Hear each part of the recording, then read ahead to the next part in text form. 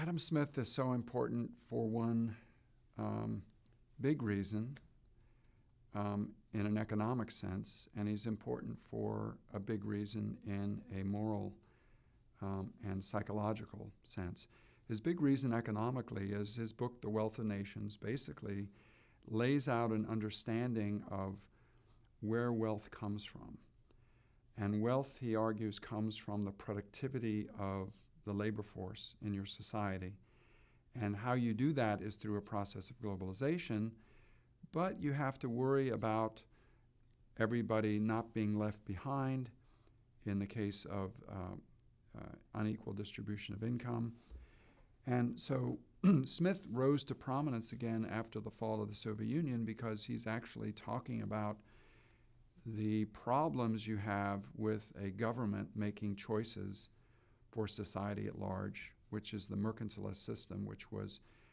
very inefficient and very destructive of the human spirit in Adam Smith's day. So Smith deserves a lot of credit for drawing our attention to this instinct that humans have for bettering their own condition, and in a marketplace where you are allowed to explore your own choices, how that leads to a flourishing of the human condition in a material sense as well as in a spiritual sense. In another way, Adam Smith is more importantly known today, and that is his book on the theory of moral sentiments, which is a book about how do humans come to develop a sense of trust for other human beings, and how do we come to create conditions of self-control in markets and in our relationships.